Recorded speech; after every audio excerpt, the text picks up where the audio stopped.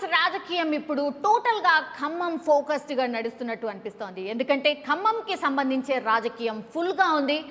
ఖమ్మం సెంట్రిక్గానే ఇప్పుడు కాంగ్రెస్ పార్టీ తన మెయిన్ పావులు కదుపుతున్నట్టు కనిపిస్తోంది. ఎందుకంటే గత వారం రోజుల నుంచి మనం చూడొచ్చు, ఎప్పుడైతే తుమ్మల నాగేశ్వరరావుకి టికెట్ రాలేదో అప్పటి నుంచి కూడా బీఆర్ఎస్ కావచ్చు, లేదంటే కాంగ్రెస్ పార్టీ కావచ్చు, అందరి చూపు ఇప్పుడు ఖమ్మం వైపే ఉంది.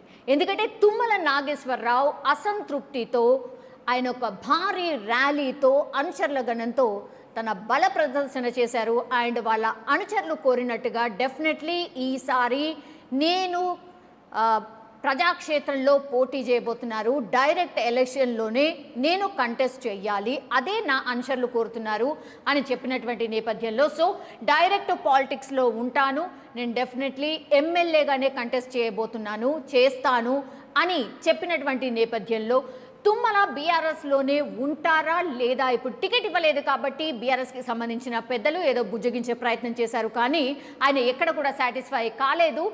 ఆయన ఒకటే చెప్తున్నారు ఫస్ట్ నుంచి అయినా సరే, నేను ఆశించింది పాలేరుకు సంబంధించిన టికెట్, అది నాకు ఇవ్వలేదు, నేను ఏది చెప్పినా వినే పరిస్థితిలో లేను అని క్లియర్ కట్గా బీఆర్ఎస్కి అయితే ఒక మెసేజ్ అయితే పంపించారు. అండ్ బల ప్రదర్శన కూడా చేశారు. ఆ తర్వాత నుంచి సీన్లోకి కాంగ్రెస్ ఎంటర్ అయింది.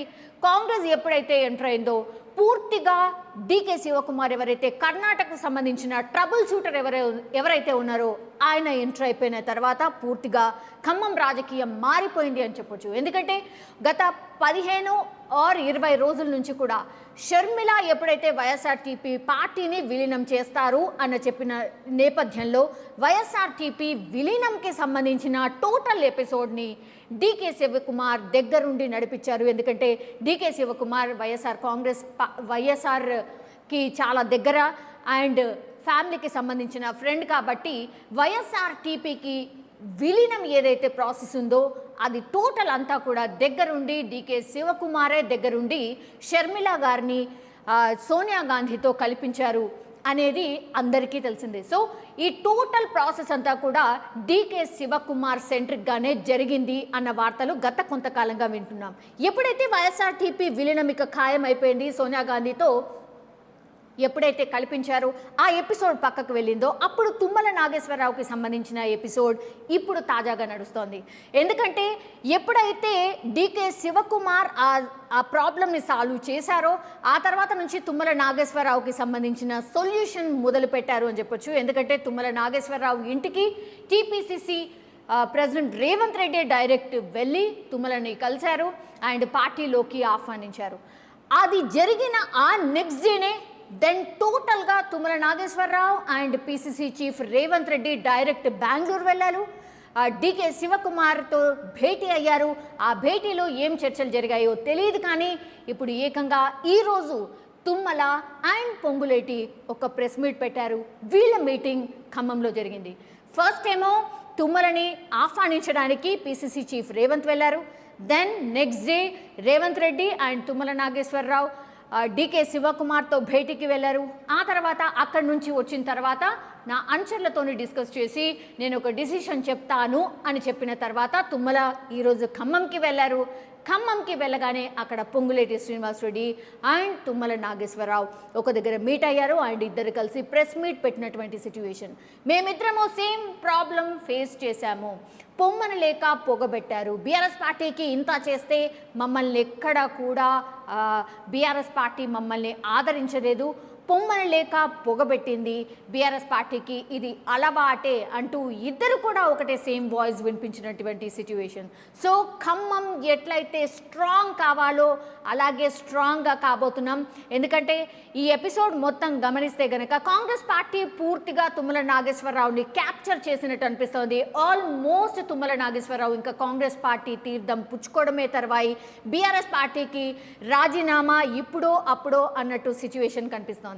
అందరూ అనుకున్నారు లేదు బుజ్జగించిన తర్వాత తుమ్మల నాగేశ్వరరావు బీఆర్ఎస్ పార్టీలోనే కంటిన్యూ కాబోతున్నారు, ఆయనకి అగైన్ ఎమ్మెల్సీ ఏదో ఇచ్చి దెన్ మంత్రివర్గంలోకి తీసుకుంటారు అని అందరూ అనుకున్నారు. కానీ ఇవన్నీ పరిణామాలు చూసినప్పుడు చకచక కాంగ్రెస్ పార్టీ ఎప్పుడైతే తుమ్మల నాగేశ్వరరావు అసంతృప్తిగా ఉన్నారు అని తెలిసిందో వెంటనే కాంగ్రెస్ పార్టీకి సంబంధించిన పెద్దలందరూ ఈ ఎపిసోడ్లో కీలక పాత్ర పోషించారు, రంగంలోకి దిగారు అండ్ ఖమ్మం ఫోకస్డ్గా, ఖమ్మం సెంట్రిక్గా పూర్తిగా పాలిటిక్స్ని నడిపించినట్టు కనిపిస్తోంది.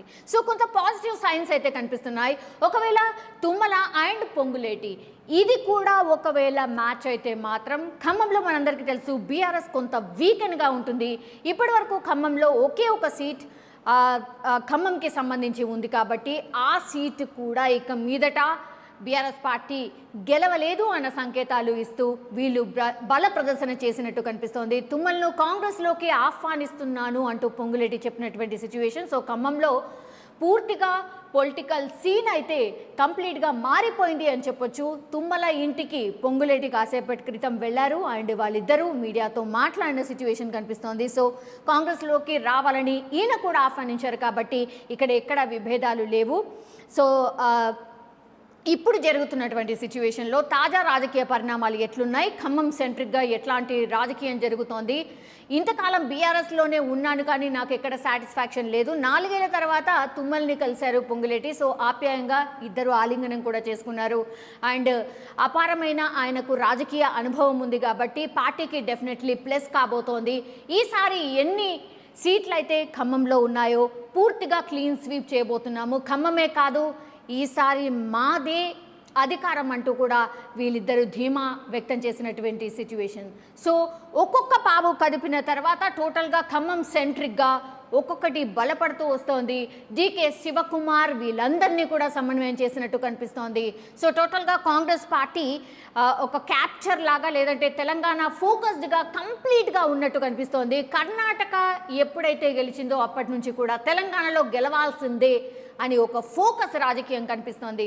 సో చూద్దాం, ఎందుకంటే ఆల్మోస్ట్ తుమ్మల ఇప్పుడు ఈ ఎపిసోడ్ అంతా చూసిన తర్వాత మాత్రం తుమ్మల ఇంకా కాంగ్రెస్లోకి వెళ్ళడం ఖాయంగానే కనిపిస్తోంది. జస్ట్ ముహూర్తం పెట్టుకోవాల్సిందే అంతే, అధికారికంగా ప్రకటన మాత్రమే మిగిలి ఉంది అనిపిస్తోంది ఇది చూసిన తర్వాత.